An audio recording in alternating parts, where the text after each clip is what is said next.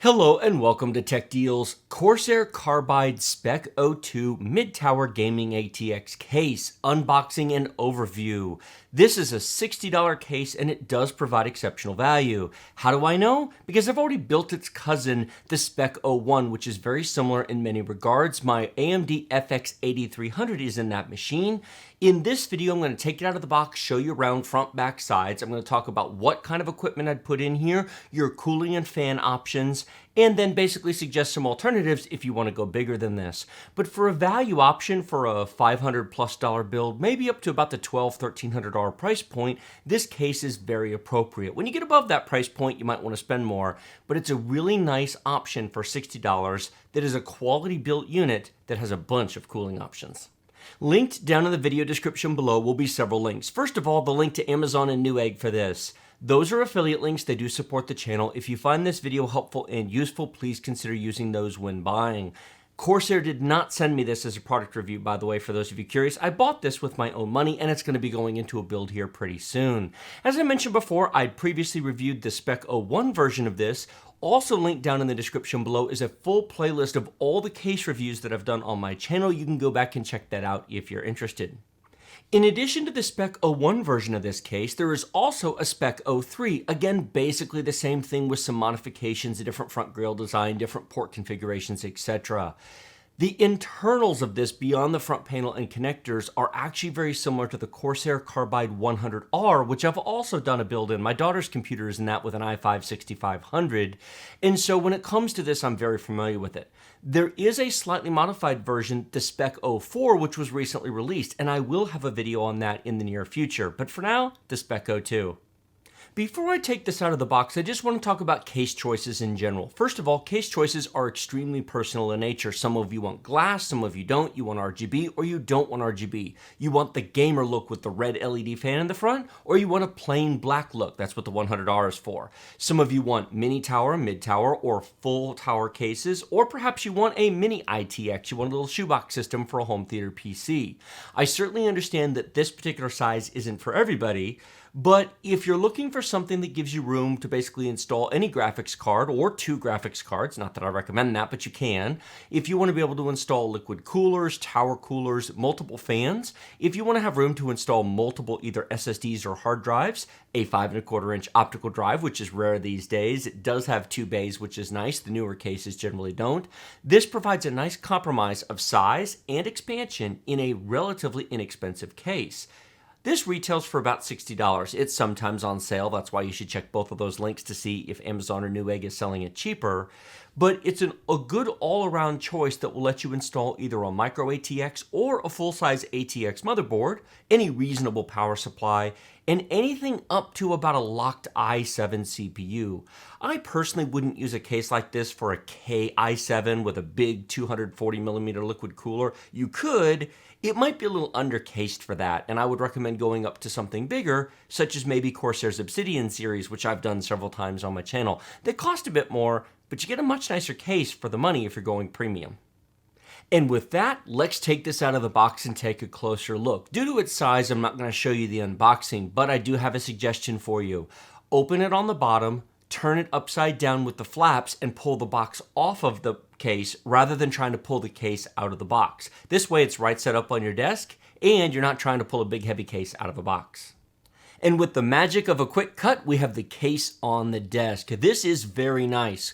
Things I like first, and then we'll talk about the things I wish that could be improved. There will be sort of a drawback section of this, but we'll get to that in just a minute. The things I like: it has no black glossy plastic anywhere. That stuff that just picks up every fingerprint and smudge on earth, and you can really never get properly clean without way too much work. This has powder coated black paint that has that sort of matte rough surface on it, which means it does not pick up your fingerprints, and it's very, very nice to look at. It's easy and simple to keep clean. That's a definite improvement. Now, there's no glass on here, but there is a side panel. I'll take the plastic off that in just a second.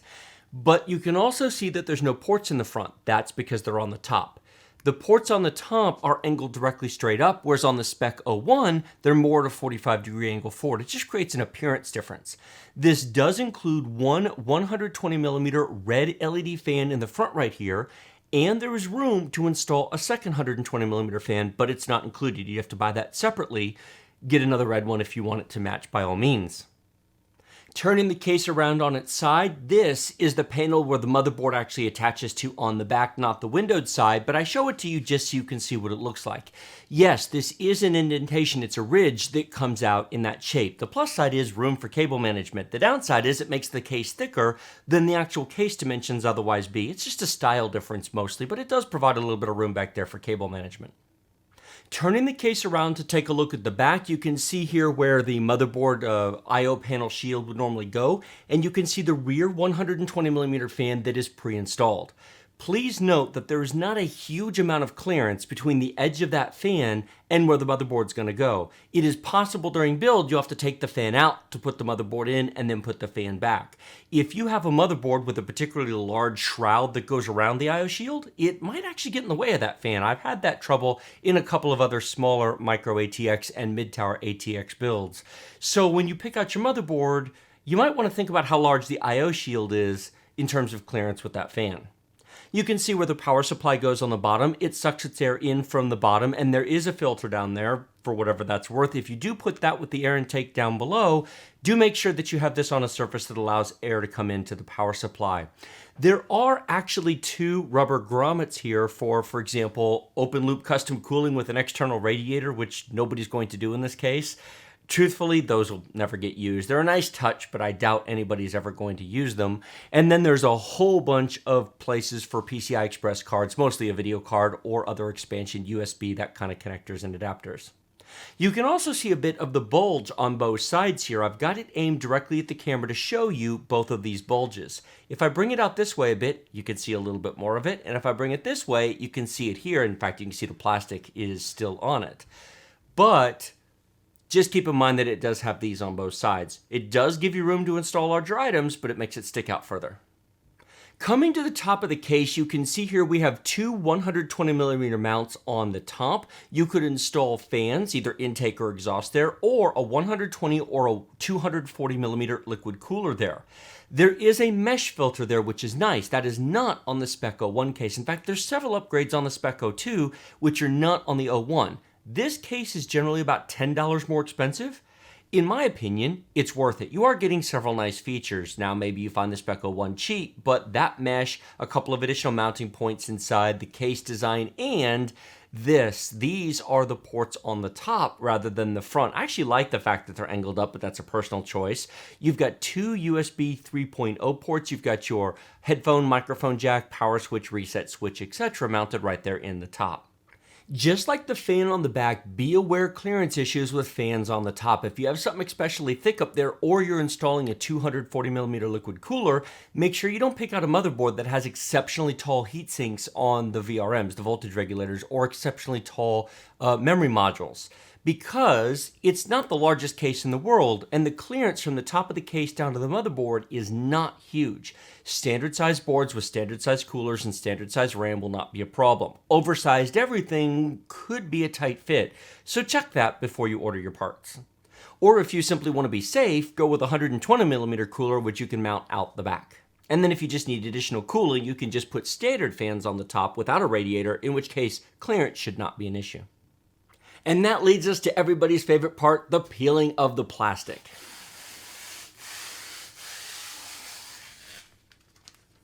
I have gotten multiple requests over the past few months that when I do cases like this, show the plastic, so I'm showing the plastic. Having peeled off the external plastic, you might notice there's internal plastic. Let's make that go away. And with the help of some YouTube magic, the internal plastic is now gone. Now inside you can see a bunch of cables besides the reflection. You can also see a white box there, which is going to have all the other stuff. I'm now going to take all the panels off and situate this. We're going to take a look at the inside of this. With both side panels removed, you can now see all the way through this case. I want to point out a couple of the key features. There are two 5¼ inch drive bays up here to accept optical drives or a breakout box or something else you might use. A lot of cases these days don't have that, so that's a nice feature if you care about that. You can see here open access to the back of the motherboard. That's important depending upon your cooler situation. It makes it easier to install coolers on the motherboard with the motherboard installed and gives you the option to remove, replace, upgrade, or exchange coolers without having to take the board out because a lot of coolers require access to the back of the motherboard. One of the most interesting things, though, is right here, the drive cage situation. The SPEC-01 that I built the FX8300 in is sort of similar to this, but not as full-featured. This is really nice because it has two 2.5-inch plastic drive tray inserts to hold solid-state drives. They're toolless, and you simply slide the drive in, and there's a small pin there to catch it. Now, the cables come out this side. They don't go out that side, so you simply insert the drive. It goes into a little pin here. You remove it by simply pulling this plastic tab out. So it makes it very, very easy to put a 2.5-inch SSD up here with no screws or tools or having to worry about how to mount it in one of the 3.5-inch bays. Those are for hard drives, and there's several of them, as you can see. Now, in theory, this is removable, but if you're going to remove it, you might want to buy one of the other spec cases because this is one of the reasons for buying this. However, one reason to remove it is if you want easier access to the front fans. This is a 120mm red LED fan that's installed in the front. You can also get this case in blue, by the way, if you care, and there's room to install another one. It would be pretty tricky to do without removing the drive cage, undoing the screws. You can see down there is the space for the power supply, and there's plenty of room in front of the power supply for an oversized power supply and to have all the cables come out without being an issue. I did some measuring. I mentioned this before I got to this point regarding room for a liquid cooler on the top. Yes, there is. It is going to be a tight fit. If you want to put a 240mm on the top, the space between it and where a motherboard would go, it's a very, very tight fit. So just be aware that you're going to have to be picky on your motherboard choice. I personally think that for a case of this size, a medium-sized tower cooler or perhaps a 120mm cooler might make more sense than trying to put the biggest cooler you can. You might want to go with a larger case if you're looking for a monster liquid cooler. Likewise, the Z-depth of the case is going to limit how large of a tower cooler. You're not going to be putting a Noctua D15 or a Darkrock Pro 3 or the upcoming 4 in this. There's not enough Z-depth. You need something bigger for that. But any of the medium-sized coolers, such as the Noctua U9S that I recently covered, would fit in here without any issue whatsoever. I have now turned the case around so you can see the back of it. There is room back here for cable management, and due to those bulges I showed you earlier, room to actually run the cables back here. Each of the spec cases has a different level of bulge. In fact, the Corsair Carbide 100R, the one without the gaming front, has very little bulge at all. So there is a difference in the thickness of each of the spec cases. This case does come with a variety of zip ties. These are fairly small, however. If you've got larger cables, you might want bigger zip ties than this. But for basic work, it'll be just fine. This also comes with a whole bunch of screws, including screws for installing additional fans. It has the fan screws, it has the power supply screws. So there's a bunch of stuff that comes with it. All of the motherboard mounts are pre-mounted to it, which makes it for an easier install. Overall, this is an excellent value for the money. I would have no problem building a mid-range computer in here. Anything up to a locked i7 or even an i5 overclocked or a Ryzen 5 1600. Maybe a Ryzen 7 1700. Now, there are some downsides to this case. I've told you about the things I like. I've told you about the features. Let me talk to you about what I think should be improved. And the first thing I want to talk about are these feet, which are hard plastic and fragile. My Corsair Carbide 100R, which has the same basic feet, has one of these broken on the bottom. They're just attached to the bottom of the case with plastic clips. And if you try to slide this when it's on carpet, it's too easy to break those off. On a hard surface or picking it up, they're absolutely fine, but just keep in mind that the feet are a weak spot. I already mentioned the clearance with a cooler on the top if you want to install an AIO. It's a little confined. I wish it was a little bit wider and a little bit taller to give a little bit more clearance up there. Likewise, if you install a full-size ATX board, be aware there is zero room beneath the bottom of the motherboard and where the power supply needs to go. It's an exact fit for ATX. Micro ATX will not have this problem, and in fact, this would be a great case to put a micro ATX board in for cable management. It'll give you more room beneath the motherboard. Now, as far as graphics card length, a single graphics card is fine. Trying to install two graphics cards, you're going to run into the drive cage. I've mentioned before, I don't frankly think that SLI and Crossfire is worth the trouble. I mean it. A single GTX 1070 or 1080 or an RX Vega 56 would fit just fine in here. I do think if you're going to a 1080 Ti or a Vega 64, get a bigger case. Those deserve more than a $60 case. But a mid-range GTX 1070 or Vega 56 will fit in here. Even a large triple fan card will fit in here just fine. One final thing is, I understand it's a $60 case and there are limits, and I'm used to the Obsidian series, which starts at about $100 and goes up from there. But while this is powder coated and it is well made, there are no sharp edges, everything is rolled off, you can run your finger, it's not just filed clean, this is actually rolled over. So it's completely finger safe, you're not gonna cut yourself in here. It's still very thin metal. This whole case, as it stands, is incredibly lightweight. This is not, I could pick it up with one hand if it weren't so big and awkward and I weren't trying to do it on camera. But, can you hear that? It's thin, it's very thin metal. If you drop something on this, you could dent it. So just be aware, it's a budget-oriented case, and so the gauge of the metal is relatively thin, and just the overall room for expansion is there to a point, but then becomes very limited.